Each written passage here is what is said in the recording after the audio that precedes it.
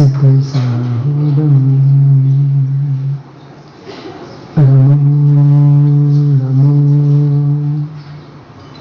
सिद्धसाहुरं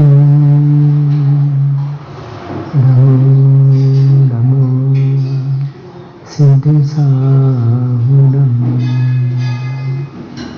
चौबीसमूर्तिखरे उसहारी वीर पश्चिमे बंदे सबे सदर गहरे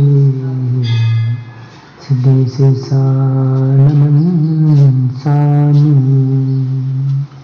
नमो रहंतारं नमो सिद्धारं नमो आयुर्यानं नमो वज्रायानं नमो लोय सर्वसाहुरं।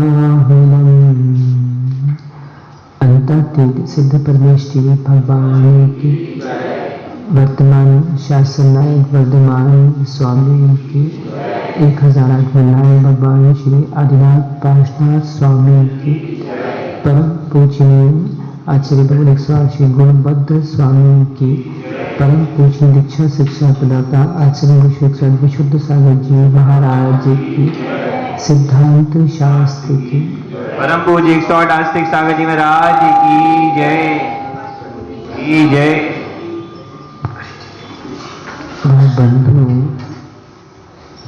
हम सभी श्री आदिनाथ स्वामी के श्री चरणों में शिव श्री की प्राप्ति के लिए श्री जन्म देशना का श्रवण कर रहे हैं। आचार्य गुणभद्र स्वामी ग्रंथराज आत्मानुशासन जी में श्लोक क्रमांक 10 में सम्यक दर्शन का स्वरूप कह रहे हैं। कल हमने यह देखा था, कल भगवान ने कहा था, आचार्य गुणभद्र स्वामी ने कहा था कि अरहंत को शरण बनाओ, अरहंत की शरण जीव को प्राप्त करना चाहिए है। आज यहाँ आचार्य महाराज सम्यक दर्शन का स्वरूप कह रहे हैं। सम्यक दर्शन है क्या? यदि हम संक्षिप्त परिभाषा करें, सम्यक अर्थात सच्ची, दर्शन मतलब श्रद्धा, सच्ची श्रद्धा को सम्यक दर्शन कहते हैं। एक छोटा सा सूत्र याद कर लो, फिर आगे चलता। यदि किसी को किसी की आस है, बोलो बोलो, यदि किसी को किसी की आस है तो उसका नाम विश्वास है। ये कोई छोटा मोटा सूत्र नहीं है। यदि किसी को किसी की आस है तो उसका नाम विश्वास है। आज चाहे धर्म क्षेत्र हो, चाहे कर्म क्षेत्र हो, बिना विश्वास के नहीं चल रहा। एक व्यक्ति को विश्वास था कि चलो मैं इस वर को अपनी कन्या दे रहा हूं, ये मेरी कन्या का पालन पोषण करेगा। उसने अपनी कन्या दे दी। एक स्त्री को विश्वास था कि चलो भाई हम ससुराल जा रहे हैं और वहां पे जाके हमारा जीवन यापन होगा, हमको भी घर चलाना है, घर वाले भी हमें भी चलाएंगे, तो उनका विश्वास के कारण आज जीवन चल रहा है। एक पुरुष को भी विश्वास था कि चलो मैं किसी कन्या को लेकर आ रहा हूं, स्त्री का नाम कहते द्विकुल विकासनी। तो जैसे इसने अपने घर में रहकर अपने घर का विकास किया, ऐसी मैं इसको लेके आ रहा हूं तो ये मेरे घर में रहकर मेरे घर का विकास करेगी, विश्वास था। आज एक व्यक्ति के सामने थाली रख दी जाती है, भैया भोजन करो। अमरचंद जी, डर नहीं लगता कहीं उसमें जहर होगा तो? डर नहीं लगता? सोनू भाई, मानो थाली परस दी गई, मन में भाव नहीं आता कि कहीं इसने जहर तो नहीं मिला दिया। आज विश्वास है कि ये मेरे भी घर का है, ये जहर नहीं मिलाएगा। आज देखें दिगंबर मुनि कितने विश्वास के साथ अंधी लगा के और श्रावक के घर चले जाते हैं। कभी पूछा भैया तुमसे कि क्यों दूध कैसा लाए हो, क्यों सब्जी अच्छे से धो ली थी, क्यों कहीं असोले में तो चौके में नहीं घुस गए थे, क्यों आहार बनाते समय लाइट तो नहीं जलाई। कितना बड़ा विश्वास है कि नीचे मुख कर कर अंधी लगाकर और श्रावक के घर चले जाते हैं कि नहीं, और सामने अंधी भी रख दी। कितना बड़ा, क्योंकि बचाना किसको है? रत्नत्रय को, अपने शरीर को। यदि शरीर जला गया तो साधना गई, और कहीं कुछ हो गया तो। एक नेता के साथ भी बॉडीगार्ड्स चलते हैं। क्यों चलते हैं? नेता रहेगा, राजा रहेगा तो प्रजा बचेगी, और राजा को किसी प्रकार की परेशानी आई तो प्रजा पे कहीं ना कहीं संकट आ सकता है। नीति वाक्यामृत में लिखा है राज्य सेवा समुद्देश राज रक्षा समुद्देत, उसमें राज रक्षा समुद्देश में लिखा है कि राजा को किसी भी प्रकार के सिपाही आदियों को राजा को अकेले नहीं छोड़ना चाहिए। यदि राजा अपने कक्ष में अकेला भी है, राज्य में अकेला भी है, तो बाहर के फाटक बंद करके रखना चाहिए है। किसी भी अनर्गल व्यक्ति को मिलने देना नहीं चाहिए है।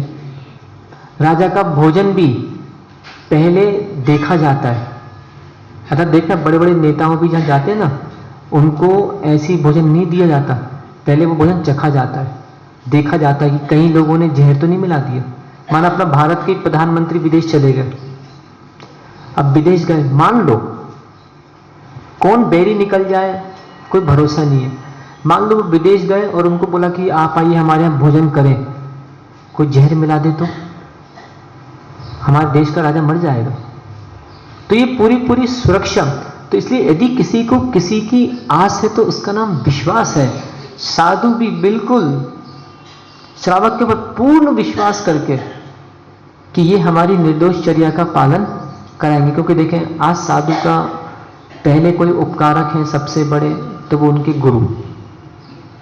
जिन साधु के जो भी गुरु हैं जिन्होंने दीक्षाएं दी, तो सबसे पहले तो वो महान उपकारी कि उन्होंने जो पत्थर रोडों पे लात खा रहा था, लोग पत्थर पे लाते मार रहे थे, उसको देखकर प्रतिमा बना दिया। कितना बड़ा उपकार है। और चलो गुरु दीक्षा तो दे सकते हैं, गुरु शिक्षा दे सकते हैं, गुरु भोजन नहीं दे सकते। और भोजन के बिना शरीर की स्थिति रह नहीं सकती। कि वर्तमान में बद विषद नाना सेनान है नहीं है, वर्तमान में अरहंत है नहीं है कि चलो भैया आपको ऐसे छायक लाभ कर्म वरनाएं आती रहेंगी, जिसको बोलते हैं नो कर्म आहार। केवली भगवान का कौन सा आहार है? नो कर्म आहार। तो चलो ऐसा भी नहीं है। कहीं ना कहीं आपको भले ही आप कितने ही बड़े रहो, कितने ही बड़े आप हो जाओ, कितने ही बड़े साधक हो जाओ, आपको 1 घंटे श्रावक के सामने तो हाथ नीचे रखना ही पड़ेगा। देखो ना, बाकी समय महाराज का हाथ कहाँ रहता है? ऊपर। श्रावक का कहाँ रहता है? नीचे।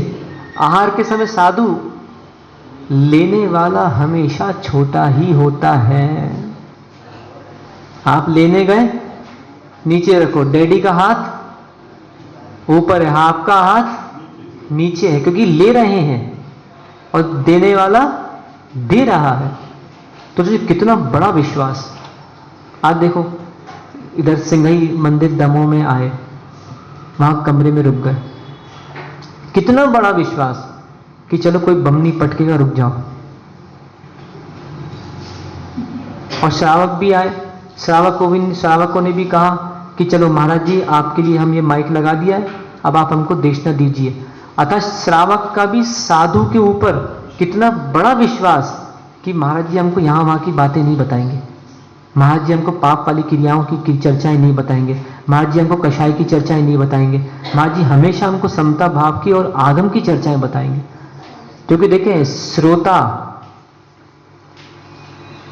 अपनी प्रश्न करने में स्वतंत्र है, वो खुद भी पूछ सकता है, पर साधु उत्तर देने में स्वतंत्र नहीं है। अब साधु अपने मन की नहीं बोल सकता, क्योंकि अभी पर्याय बदल गई। अब आप कौन हो गए?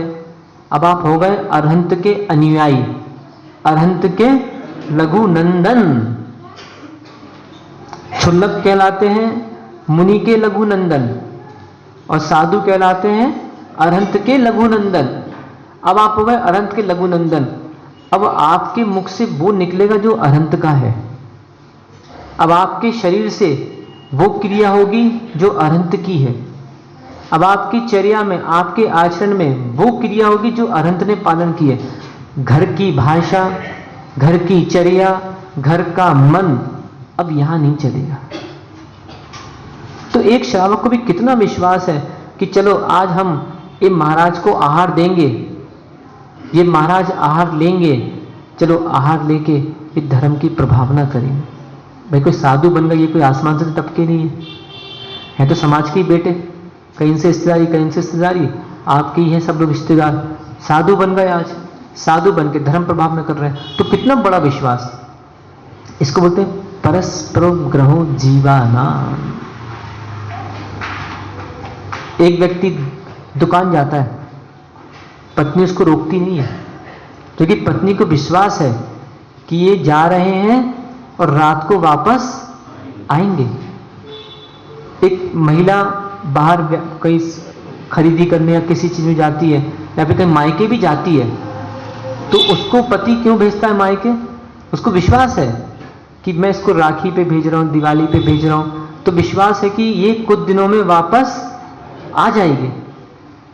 पर ये विश्वास नहीं है तो आदमी भेज नहीं सकते। तो पूरा चीजें जब हमारा लोकाचार विश्वास पे टिका हुआ है तो धर्म विश्वास पे कितना टिका होगा। ऐसे जैन धर्म की गीता किसको कहा जाता है? जैन धर्म की गीता मोक्ष शास्त्र तत्वार्थ सूत्र जी। जो लोग दोपहर में पढ़ने नहीं आ रहे, या तो ये लोग केवली बन गए या तो इनको पूरा ज्ञान हो गया, मुझे तो अवधि ज्ञान बना पे। एक प्रश्न पूछूंगा तो एक प्रश्न का उत्तर नहीं आता होगा। बड़ा आश्चर्य लगता है कि जो ज्ञानी होते हैं, तो ज्ञानी तो पढ़ने के लिए, ज्ञान अर्जन करने के लिए और लालायित हो रहा है, और जो अज्ञानी है वो बेचारा ज्ञान से और दूर जा रहा है। अहो आश्चर्य। बल्कि एक ज्ञानी यदि 1 घंटे पढ़ता है तो अज्ञानी को 10 घंटे पढ़ना चाहिए, जबकि उल्टा चल रहा है। ज्ञानी तो 1 घंटे पर, अज्ञानी 10 मिनट में पढ़ाई पूरी कर ली। तो ऐसा नहीं। अब भी कल भी तत्वार्थ सूत्र जी का 5वां अध्याय प्रारंभ हुआ है। कौन सा अध्याय? 5वां अध्याय। सारे काम छोड़ो, 3 बजे से 4:30 बजे तक कुछ हम प्रश्न भी करते हैं, जो भी और भी प्रश्न स्वाध्याय भी होता है। तो 3 बजे अपने घर से जो भी है सारे काम छोड़ो, पढ़ने आओ। ये तो अपन जैन अनुयायी बन गए, द्रव्य की परिभाषा अपने को नहीं आती। जबकि क्या लिखा है? ध्यान से निर्वाण होता है और ध्यान के लिए ज्ञान चाहिए। अब जिसको द्रव्य के बारे में नहीं मालूम, जिसको गुण के बारे में नहीं मालूम, जिसको पर्याय के बारे में नहीं मालूम, अब वो बेचारे बैठ गया हाथ पे हाथ रख के। अब वो क्या करेगा? या तो यहां वहां की सोचेगा, साधु भी बन गया तो घर गृहस्थी की बातें सोचेगा, या टाइम पास कर लेगा, चलो टाइम निकल जाए कैसे भी करके, क्या ध्यान करें, क्योंकि परिभाषा ही नहीं मालूम है, कैसे भेद विज्ञान करना वो ही नहीं मालूम। अच्छे अच्छे, चलो श्रावक की बात, तो अच्छे अच्छे साधुओं के बारे में बताऊं मैं आपको, जिन्होंने दीक्षाओं लेने के बाद टाइम पास किया, अध्ययन नहीं किया, और इनको 20 साल निकल गए, 10 साल निकल गए, जैन आगम का बहुत सा ज्ञान नहीं लिया, पढ़ाई नहीं की, नहीं पढ़ते थे। तो देखिए ऐसी श्रावकों की स्थितियां हैं। श्रावक भी बड़े हो गए, 40-50 साल के। अच्छा बता, दमों में क्या हुआ? साधु नहीं आए कभी? बहुत बार आए, नन्हे मंदिर हो, सिंघई मंदिर में, और भी जगह हो। क्या अच्छा बता, टीवियों पे क्या क्लासें नहीं चल रही, मोबाइलों पे क्या कक्षे नहीं चल रही? सुधा सागर जी महाराज 5म वर्षीय, मतलब ये 12 वर्षीय कोर्स चल रहा है। कितनी माताएं भरी है उसमें परीक्षाएं? कितनी माताएं दमों की? 100 में 4, बाकी 96 माताएं क्या कर रही हैं? कितने पुरुष हैं दमों के? 100 में 1 भी नहीं दिख रहा मुझे तो। लेकिन जब साधु, बात समझ आ रही कि नहीं मेरी मनीष भाई, जो मैं कहना चाह रहा हूं, जब साधु इतना हमारे लिए कर रहे हैं, और ये यदि यहां पे ठेला लगा देना अभी कि कचौड़ी बंटना है, अभी तुम 1000 भीड़ लगा लोगे यहाँ पे कचौड़ी चटनी खाने के लिए। जहां ज्ञान बट रहा है वहां पे भीड़ क्यों नहीं? अभी उदासता चल रही है जीवन में, अभी बस क्या चल रहा है, अपना काम बनता, हमें क्या करना, जिसको ज्ञानी बनना है सो बने, जिसको जो करना है सो करे, हम तो जैसे है वैसे ही रहेंगे। ये मिथ्या धारणा जीवन से निकाल देना। अरे प्रत्येक व्यक्ति का अपना स्वयं का ज्ञान है, प्रत्येक व्यक्ति के पास अपने स्वयं की योग्यता है।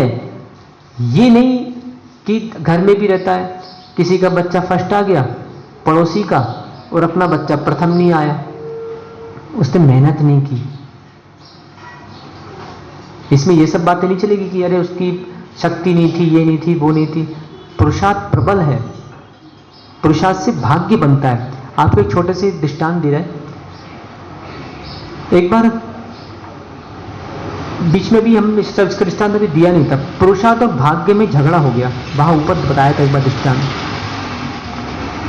अब पुरुषार्थ बोलता है मैं बड़ा हूं और भाग्य बोलता है मैं बड़ा हूं। थोड़ा सा पहले आपकी परीक्षा कर लें। पवन कुमार जी, कौन बड़ा?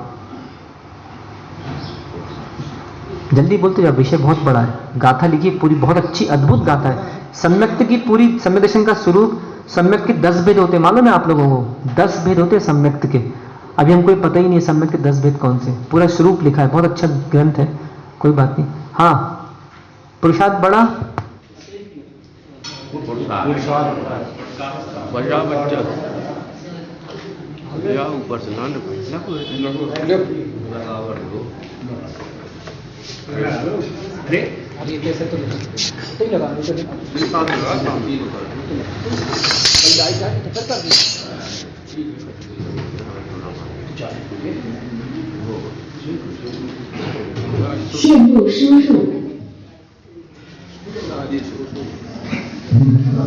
कोई बात नहीं, लाइट चलेगी तो गूंज रही है, ठीक कर लो।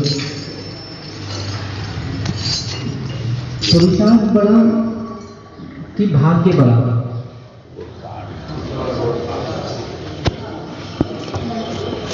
आचार्य समर्थ भट्ट स्वामी जी का बहुत बड़ा ग्रंथ है, छोटा गोटा नहीं, बहुत ही बड़ा।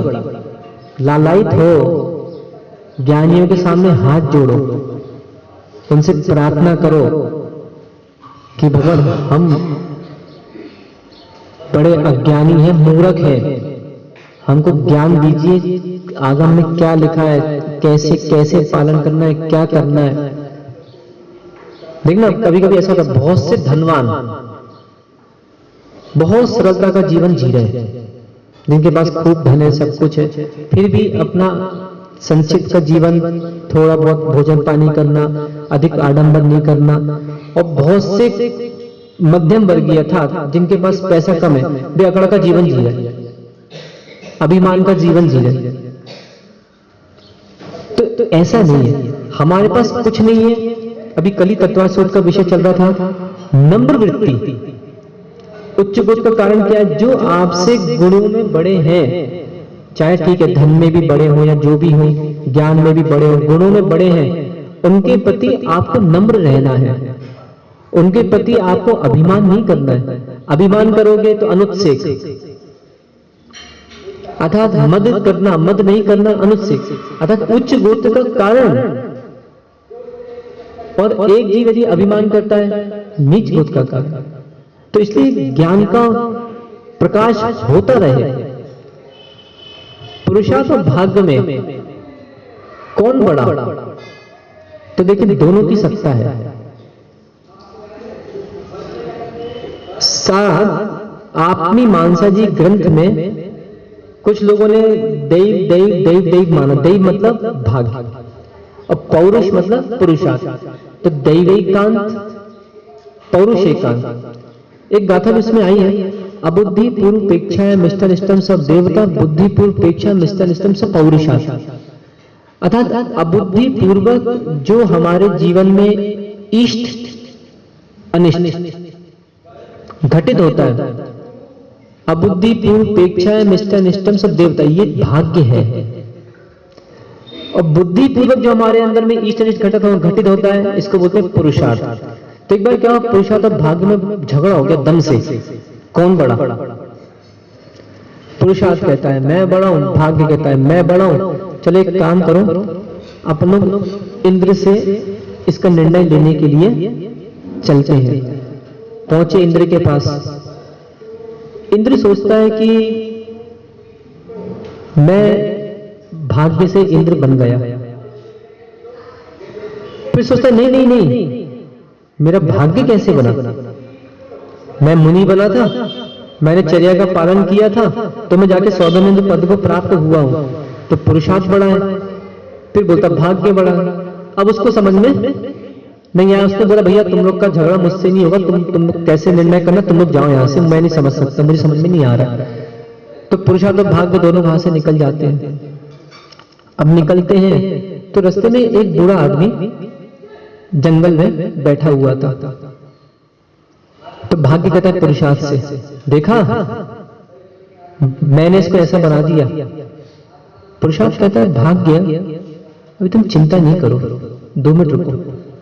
वो जाता है दादा के पास, बोले देखो बूढ़े बाबा तुम एक काम करो, जंगल में और चले जाओ, कुछ लकड़ियां, अच्छी लकड़ियां ले आओ और राजा के पास जाके बेच दो, तो राजा तुमको कुछ धन वगैरह देगा, तो उससे तुम अपना जो भी सामग्री दे अपना जीवन यापन करना। तो वो क्या करता है कि वहां पे वो चला जाता है और जाने के बाद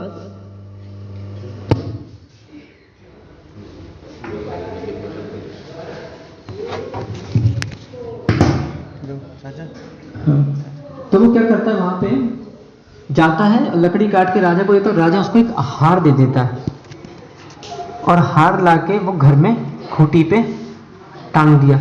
और जैसे से खूंटी पे हार टांगा, एक चील आती है, मुंह में हार दबाती है और वो ले गई। अब कौन इतराया? भाग्य। कहो पुरुषार्थ कौन बड़ा? देख लिया, कर लिया पुरुषार्थ, क्या मिला? तो फिर पुरुषार्थ कहता है, बोले भाग्य अभी मेरा काम बाकी, तुम चिंता नहीं करो। वो फिर बूढ़े बाबा के पास जाता है, बोले बाबा फिर पुरुषार्थ करो, फिर तुम जाओ राजा के पास, राजा से कहना राजा जी ऐसी ऐसी बात हो गई है, तो राजा तुमको कुछ ना कुछ अवश्य देगा। वो फिर पुरुषार्थ करता है, भाई राजा के पास तक गया, ये पुरुषार्थी तो है, उसके सामने हाथ जोड़े, ये पुरुषार्थी तो है। फिर राजा के पास जाता है, राजा जी ऐसी ऐसी बात हो गई है, आपने जो दिया था वो चील उठा के ले गई। तो राजा कहता है कोई बात नहीं, ये कुछ मोहरे की पोटली ले जाओ और अपना जीवन यापन करना। वो घर पहुंचता है तो उसने सोचा कि चलो कहाँ रखूं इसको, तो वो चूल्हे की राख थी, तो वो राख में उस पोटली को छुपा देता है। इतने में पड़ोस की एक महिला आती है, बोले बहन बर्तन धोने के लिए राख चाहिए। अब राख चाहिए तो बोले बहन उतरे पड़ी ले जाओ। अब उसे क्या मालूम वहां पे क्या, उसने पूरी ऐसी इकट्ठी भरी और अपने घर ले गई। अब फिर इतराया, कौन? भाग्य। बोले कहो पुरुषार्थ क्या हुआ तुमने? फिर देखा मैं भाग्य ने इसको कैसे बना दिया। पुरुषार्थ कहता है अभी तुम इतराओ मत, पुरुषार्थ में बहुत शक्ति है, अभी मैं हर जल्दी नहीं मानूंगा। फिर वो राजा उसको बुलाता है, बूढ़े बाबा के पास जाता है, बोले देखो बूढ़े बाबा एक बार राजा के पास फिर तुम जाओ और फिर प्रार्थना रखना कि मैं बहुत गरीब आदमी हूं और राजन घर चलाना है, क्या करूं, कुछ तो आप करिए हमारे लिए। तो वो क्या करता है, राजा उसको एक अंगूठी, अपनी अंगूठी दे देता है, बोले लो बाबा, कितना परम उपकारी, सोचो तो वो लौटते जब राजा वापस आता है तो रास्ते में वो समुद्र किनारे थोड़ा सा विश्राम कर लेता है, उतने में वो अंगूठी पानी में फिर इतराया, कौन? भाग्य। कहो पुरुषार्थ कौन बड़ा? अब पुरुषार्थ कहता है अभी तक तो मैं कर्म कर रहा था, चिंता नहीं करो, अभी धर्म बाकी है। जब व्यक्ति हार मानता है ना, उसे गुरु की याद आती है। जब हार मानता है ना, उसको प्रभु की याद आती है। यदि पहले से प्रभु गुरु की याद करता रहे तो उसके जीवन में कभी हार ही ना हो। फिर बाकी उसका भाग्य। वो क्या करता है, अब बाबा को बुलाता है, बूढ़े बाबा को, देखो बूढ़े बाबा तुम चिंता नहीं करो, अब तुम भगवान की अभिषेक करना प्रारंभ करो, पूजा करना प्रारंभ करो, बीच में विधान करो और अभक्ष का त्याग रखना, रात में रोटी खाना नहीं और समता परिणाम, जितना हो सके शांत भावों से जीना, अधिक इच्छाएं मत रखना अपने जीवन में किसी प्रकार की। समझ गया वो? कुछ ही क्षण में वो बाबा एक दिन कहता है अपनी पत्नी से कि सुनो, तुम एक काम करो, अपन को भोजन बनाना है, मैं जंगल जाके लकड़ी ले आता हूं, तुम जाके पानी ले आओ कुएं मतलब तालाब से, अपन भोजन वगैरह बना लेते हैं और भोजन कर लेंगे।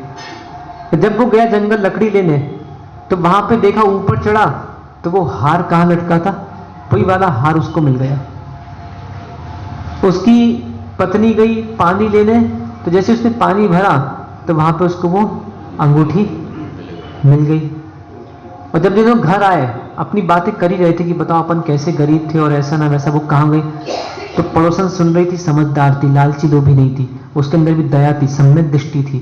जैसे उसने बात सुनी, उसने भी वो पोटली धीरे से घर में फेंक दी। अब इतराया कौन? पुरुषार्थ, क्योंकि अब पड़ना पलट चुका था, फल मिल चुका था। अब पुरुषार्थ कहता है कहो भाग्य कौन बड़ा, तो भाग उल्टे पांव दबा के तुरंत भागता है। तो श्रावकों, अधिक धनार्जन हो भी जाए, मान कषाय में कभी मत आना, पल्ला पलटते देर नहीं लगती। कोई बहुत बड़ी बात नहीं है। गोंदिया में हम थे, एक बहुत बड़े व्यक्ति का बहुत बड़ा होटल था, उस होटल में 2 जैन भी रुके थे। देखें, कभी एक बार बता दें, कभी ज्यादा शौकिया मत बनना। बहुत से लोग होते हैं ना शौकिया रहते हैं, तो जैसी जगह मिल जाए वैसे स्थान में रहना सीखो। कभी बाहर गए तो बाहर जाके ये बड़ी बड़ी व्यवस्थाएं, ये वो, बहुत से लोग क्या करते हैं क्षेत्रों पे जाते हैं, तो देखो घर छोड़ दिया तो ना घर जैसा खाना मिलेगा, घर छोड़ दिया ना घर जैसा रहना मिलेगा। अब तुम वहां जाके चिल्ला रहे हो मैनेजर के ऊपर, कहीं वहां के भोजनशाला के ऊपर, कैसा भोजन बनाया है, कैसे कहाँ रोक दिया, क्या कर दिया। अपने घर से अपना मकान उठा के ले जाते भाई, कार के ऊपर मकान भी रख लेते, अपना बिस्तर भी रख लेते, अपना चक्का बेलन मिर्च मसाले ले जाते कि तुम्हें अपना ही करना था। तो जब बाहर निकले तो थोड़ा सा, जिसको आप लोग बोलते ना एडजस्ट, क्या बोलते हैं, इसलिए एसी में रहना सीखो। साधु 24 घंटे एसी में रहते हैं, पता है आपको? साधु 24 घंटे एसी में रहते हैं, और जो एसी में ना रहता वो साधु नहीं। एसी, ए मतलब होता है एडजस्टमेंट और सी मतलब होता है कॉम्प्रोमाइज। जी वाला एसी, वो वातानुकूल एसी की बात नहीं कर रहे, वो तो साधु उसके त्यागी होते हैं। तो एडजस्टमेंट अर्थात कैसे एडजस्ट करना, कॉम्प्रोमाइज। चलो भैया कोई बात नहीं, ठीक है चलो। तो देखिए, भाग्य की भी सत्ता है और पौरुष की भी सत्ता है। आज बताओ, हम साधु बने भाग्य से कि पुरुषार्थ से? कि हम बैठे थे घर में कि हे भगवान, कब भाग्य होगा हमारे कपड़े अपने आप उतर जाएंगे, बैठे रहो। कब गुरु हमें स्वयं घर में आएंगे हमको लेने, आओ बेटा तुम्हें नंगा कर दे। नहीं, एक पुरुषार्थ प्रबल होता है। जब दीक्षाएं होती है तो मंच पे माइक पकड़ के पूछा जाता है, हाँ भाई दीक्षार्थी को माइक दिया जाए, दीक्षार्थी अपनी बात कहेंगे। तो दीक्षार्थी प्रार्थना रखते हैं, हे भगवान, हम भी आपके इस मार्ग पे चलना चाहते हैं, आप हमें दीक्षा देकर कृतार्थ करें। अच्छा, हम लोग से भी जब कपड़े उतर गए थे, हम लोगों के कपड़े उतारने के बाद आचार्य मान ने फिर से माइक दिया था कि कहीं तुम पलट तो नहीं जाओगे। फिर से माइक दिया, देखो भैया अभी नंगे हुए हो, अभी तुम्हारे संस्कार नहीं हुए, अभी कपड़े भर उतरे, कसाई नहीं उतरी, अभी हमने आरोपण नहीं किया है, कपड़े रखें बाजू में, पहनो और अपने घर जाओ, सोच लो। फिर आचार्य महाराज स्वयं बोलते हैं, हाँ माइक दो इनको। तो जितने होंगे सबको माइक देंगे, एक सामूहिक भंडारा नहीं चलता वहां पे कि एक ने बोल दिया सबका हो गया, एक एक माइक सबको। देखा भी सिरपुर में दीक्षा हुई थी, आपने देखा होगा, कितनी दीक्षा हुई थी, 22 सबके पास माइक गए थे, सारे छुल्लक जी जितने बन्ना थे, हमने भी देखी थी पूरी दीक्षा लाइव देखी थी, सबके पास माइक गए थे, सबने अपनी अपनी प्रार्थनाएं गुरु महाराज के चरणों में रखी। तो फिर पूछा जाता है कि देखो कपड़े रखे नीचे, पहन लो, चले जाओ, तैयार हो, तो बड़े शोर से हाँ हम तैयार हैं।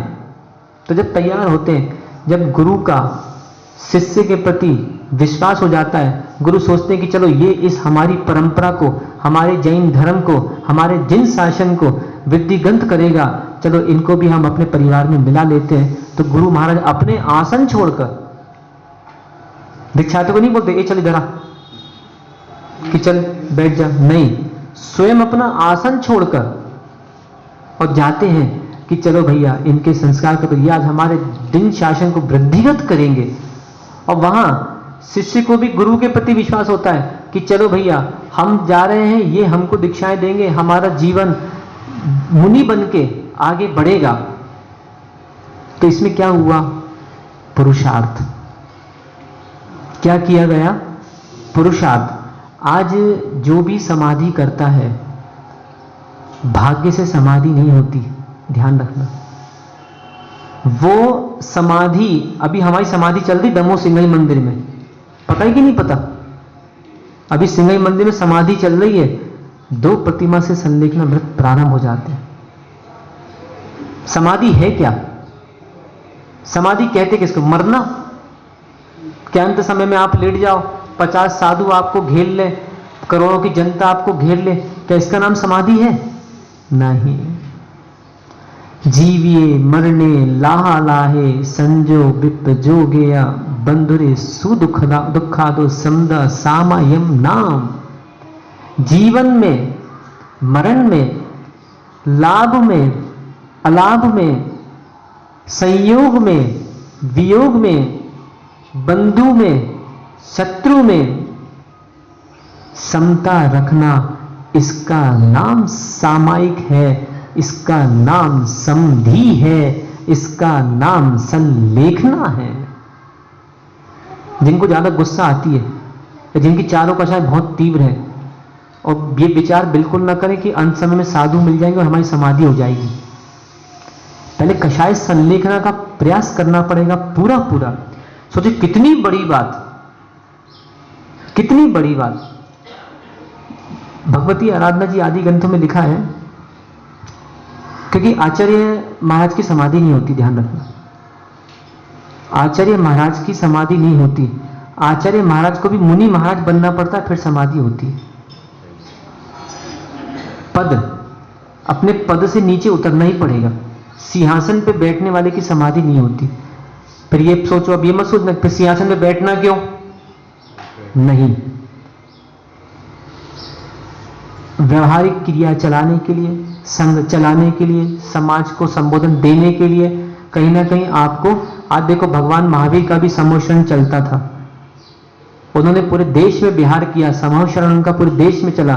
पर जब उस समय आया तो समूह शरण विघटित करके राजगीर विपलाचल पर्वत पर जाकर बैठ गए शिला पे। सोचो इतना बड़ा वैभव,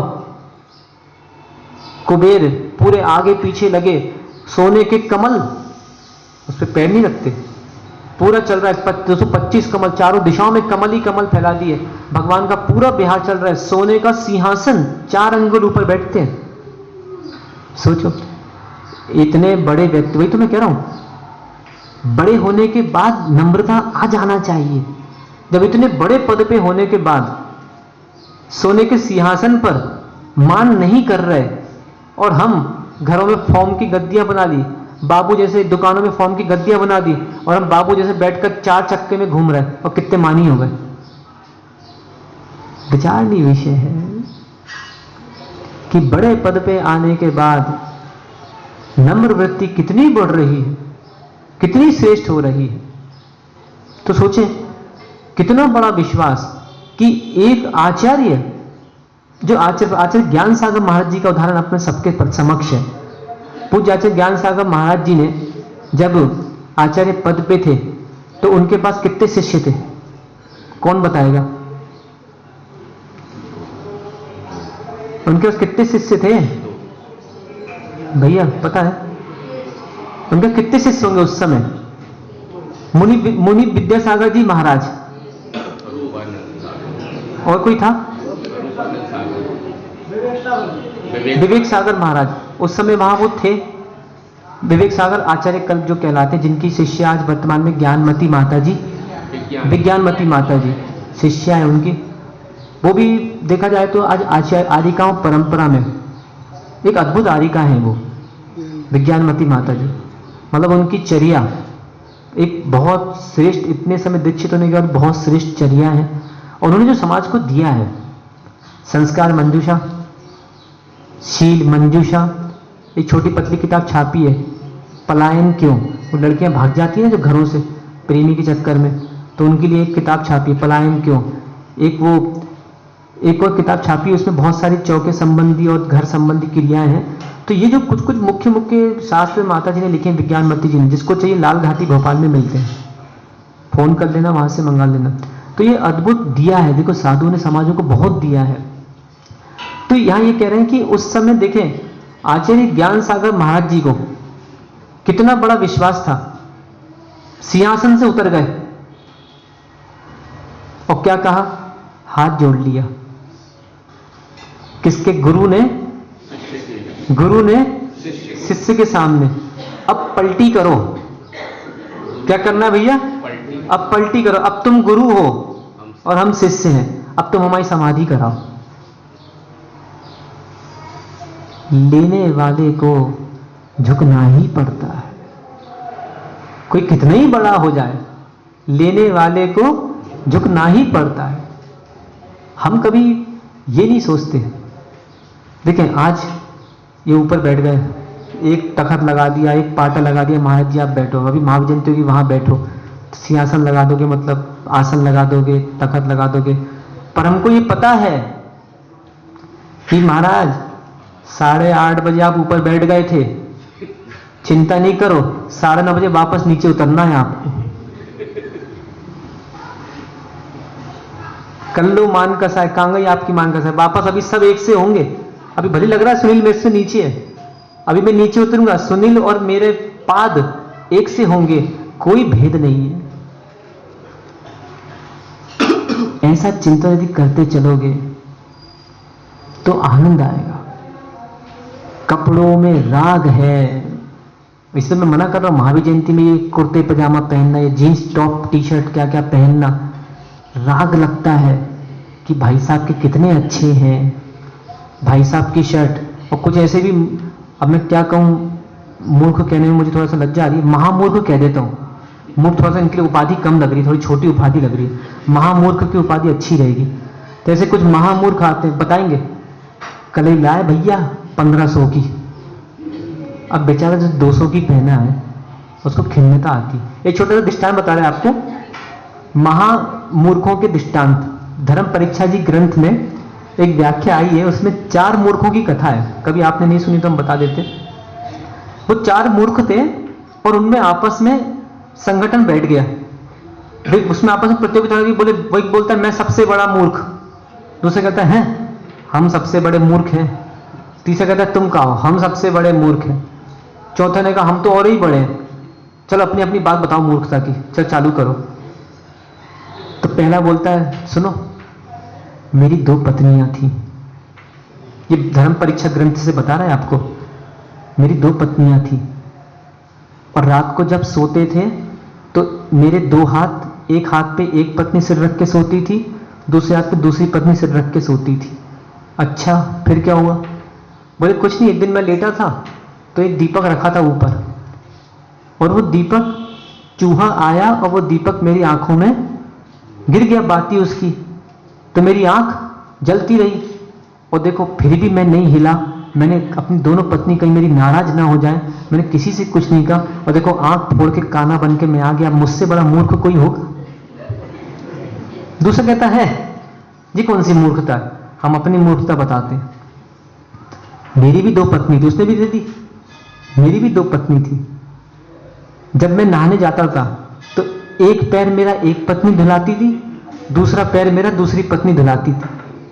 अब एक बार क्या, मैं बैठ गया तो एक पांव के ऊपर पैर एक पत्नी रख दिया, तो दूसरी बोली तेरा पैर हटा, मुझे नीचे वाला पैर धोना है, बोले नहीं हटाऊंगी, वो तेरा पैर हटा, दोनों ने मोगरी उठा ली।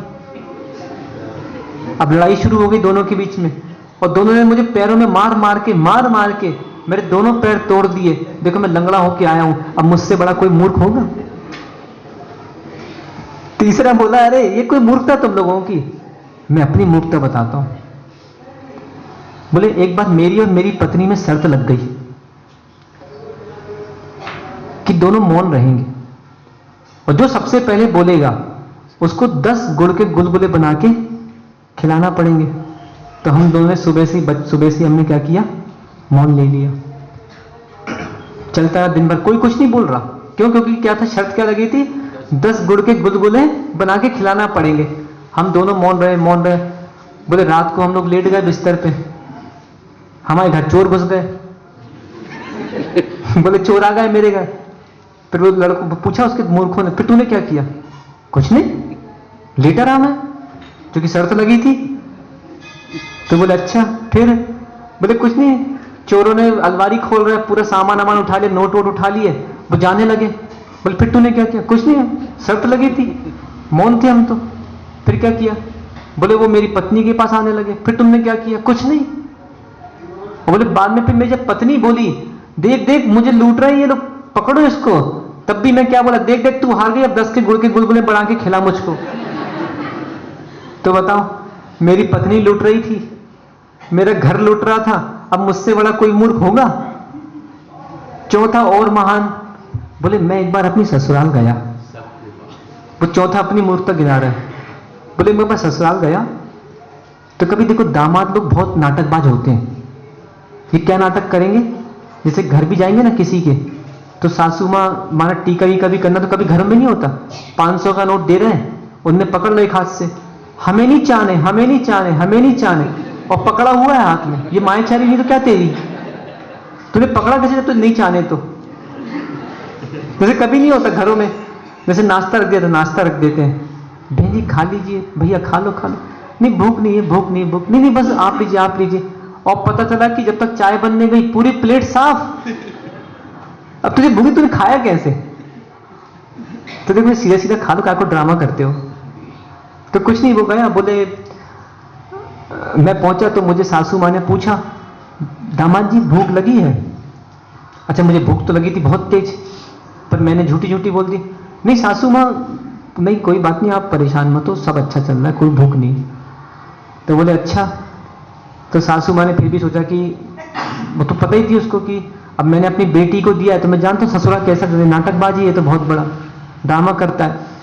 तो सासू माँ ने क्या किया, चावल बना के एक प्लेट में ले आई, दामाद जी लीजिए। नहीं मुझे भूख नहीं। तो सासू माँ ठीक है कोई बात नहीं, तो वो धीरे से पलंग के नीचे रख के चली गई। अब जितनी देर में हो गई तो दामाद ने क्या, भूख तो थी, उसने फटाक से बंद किया, जैसे हमारे बोले तो डायबिटीज वाले होते हैं, तो एक कप चुप के चुपचाप से खा लेंगे, कहीं माँ नहीं होगी तो लड्डू खा लेंगे, शक्कर खा लेंगे। तो उसने बंद करके धीरे धीरे चावल पूरे मुंह में डाले। इतने में क्या हुआ, सासू माँ फिर आ गई। अब बेचारा उसका मुंह क्या हो गया, उसने सोचा कि मुंह फुला लिया। अब वो बता भी नहीं पाएंगे, बताएंगे तो फिर मान कसाए वाली बात है, हम बोलेंगे नहीं भाई हमारी मान है, हम मान कसाए हमारी, तो कुछ नहीं। दामाद जी क्या हो गया, अभी तो आप अच्छे थे, क्या हो गया? तो बोले जब मेरी सासू ने पूछा मैं तब भी कुछ नहीं बोला। फिर उसने वैद्य जी को बुलाया कि वैद्य जी हमारे दामाद जी बीमार हो गए। तो वैद्य जी आए। अब देखो, वैद्य हो, गुरु हो या फिर राजा हो, ये सामने वाले की चोरी पकड़ लेता है, इसके सामने कोई बच नहीं सकता, किसी का छल कपट बच नहीं सकता। तो क्या हुआ कि वैद्य जी ने देख लिया, नीचे चावल रखे हैं पलंग के नीचे, बोले जरूर इसने क्या किया, मुंह में चावल भर लिए हैं और ये नाटक कर रहा है। तो उनने भी पैसा कमाना था वैद्य जी को। तो बोले वैद्य जी ने कहा मुझसे कि बोले आपके दामाद जी को तंदुल रोग हो गया। तंदुल मतलब चावल। अच्छा। फिर वो मूर्खों ने पूछा फिर तूने क्या किया? बोले कुछ नहीं, मैं चुप रहा। फिर वैद्य ने क्या किया? बोले इनने कहा कि अब इनके गाल काटने पड़ेंगे और गाल काट के एक एक चावल बाहर निकालना पड़ेगा। तो देखो मैं गाल कटवा के और सर्जरी करा के मैं यहां आ गया, बता मुझसे बड़ा मूर्ख कोई होगा कि नहीं होगा? तो ऐसे 4 मूर्खों की कथा है। इसलिए अभी जैसे महावीर जयंती होगी तो महावीर जयंती में ऐसे मूर्ख मिलेंगे। बोले देखा आज हमने बिस्लरी की 4 बाटलें पी डाली, ये एक मूर्ख होंगे। दूसरे मूर्ख क्या होंगे? देखा आज तो हम बिल्कुल बिना झंडे के और ऐसी हाथ हिला हिला के रोडों पे चल रहे थे, ये दूसरे मूर्ख कहलाएंगे, जिनको रोडों पे भी धर्म ध्वजा पकड़ने का रुचि किंचित भी नहीं आएगी, लज्जा आएगी। तीसरे मूर्ख वे होंगे जो कि पानी पी पी के रास्ते में झूठन फेंकेंगे, कहीं फ्रूटी पिएंगे, कहीं कुछ पिएंगे, कुछ फेंकेंगे। कुछ मूर्ख ये कहलाएंगे। कुछ महामूर्ख, तीनों से भी बड़े मूर्ख होंगे, वो कहेंगे देखा हम तो जुलूस में ही नहीं आए, जिनसे बड़े मूर्ख कहलाएंगे। तो भैया देखो ऐसा है, ऐसे अपने मूर्खों की बगावत देना, इससे तुम्हें कोई गिनीज बुक ऑफ रिकॉर्ड में नाम नहीं आएगा इनका। इतिहास राम का भी बना है, इतिहास रावण का भी बना है। तो अपन महावीर जयंती में राम बने, जो कि रामनवमी भी आ रही है, अपन महावीर जयंती में रावण ना बने। रामनवमी कब है? अच्छा कल है रामनवमी, ठीक है। तो रामनवमी के बाद आ रहा, तो अपन राम का नाम रोशन करें, क्योंकि मर्यादा पुरुषोत्तम राम, वीतरागी भगवान राम, कितनी बड़ी प्रतिमा। मांगी तुंगी में जाके आपने देखी है, ठीक है। किसी ने राजा पर्याय में उनकी पूजा की है, अपन लोगों ने उनकी मुनि दीक्षा लेने के बाद जब भगवान बन गए तब उनकी पूजा की है। इसे महावीर जयंती में राम बन के आना, महावीर जयंती में रावण बन के मत आना। नहीं तो बहुत से ऐसे लोग होंगे अपनी मूर्खता की प्रसिद्धि करेंगे, तो भाई ऐसा मत करो। ये जो कथा है मात्र पुराणों में रहने दो। कहीं ऐसा ना हो कि महावीर जयंती के बाद हमें कहीं अवसर मिल गया कि महाराज आप एक पुराण रच दो, तो कहीं हमने वो 4 मूर्खों की कथा लिख दी तो सुनील भाई तुम्हारी प्रसिद्धि हो जाएगी, फिर हमसे मत कहना। तो आगे आने वाले साधु पे तुम्हारी मूर्खता की दाद देंगे। तो देखें श्रावकों, इसलिए यदि किसी को, बोलो ना, भूल गए, अब भी तो बोला था थोड़ी देर पहले, यदि किसी को किसी की आस है तो उसका नाम विश्वास है। तो देखें हम तो बन गए साधु, अब हमारे हाथ में तो हमारे गुरु महाराज ने क्या दे दी? पिछी, कि बेटा अब तो तुमको जीवन भर पिछी लेके जैन धर्म की, अपने गुरु की, अपने समाज की, जिन शासन की और जिस मुद्रा में तुम महावीर की, तुम्हें जैन पूरी प्रभावना पिछी लेके करना है। तो अब हम तो झंडा पकड़ नहीं सकते, और तुम लोग बोलोगे हम पकड़ लेंगे, पर तुम ही लोग बाद में बोलोगे महाराज जो कहा है आप झंडा पकड़े। तो ये तो मनीष तो तक चालू है, महाराज लाओ हमें दे दो, हमें दे दो, और हमें विश्वास हो गया कि चलो इसको दे दे, ये पकड़ेगा, तो धीरे से जाके पीछे रखाया कोई पेड़ के पास, टिका दिया इसने वहीं पे। तो नहीं, तो यदि किसी को किसी की आस है तो उसका नाम विश्वास है। तो गुरु भी यदि किसी से कह रहे हैं, किसी को समाज को संबोधन दे रहे हैं, तो पूरा पूरा विश्वास की आस है कि नहीं, ये हमारे जिन शासन को, हमारे शोभा यात्रा की शोभा को महती धर्म प्रभावना करेंगे, जैन धर्म की महावीर स्वामी के नाम को ऊंचा ले जाएंगे। तो श्रावकों, इसको बोलते हैं श्रद्धा। इसको क्या कहते हैं? श्रद्धा। तो और इसकी जो गाथा है क्रमांक 10 नंबर, अपन इसको समझेंगे। अभी तो खैर अपन ने इसकी भूमिका एक प्रकार से समझी है कि विश्वास क्या कहलाता है। इसलिए अपने जीवन में, अपने घर में रहो, विश्वास के साथ रहो, धर्म में रहो, विश्वास के साथ रहो। क्योंकि विश्वास है तो आस है, आस है तो विश्वास है, और विश्वास है तो विश्व में भी वही खास है। और जो विश्व में खास हो गया वो अवश्य एक ना एक दिन अपनी 100 पर की रक्षा करके निर्वाण को प्राप्त कर लेता है। रक्षा करो जीव की रक्षा करो, जीव की रक्षा करो, रक्षा करो जीव की रक्षा करो। यदि नहीं की रक्षा जीव की तो चलती रहेगी दुकान। कर्म अजीब की। भगवान श्री आदिनाथ स्वामी की जय।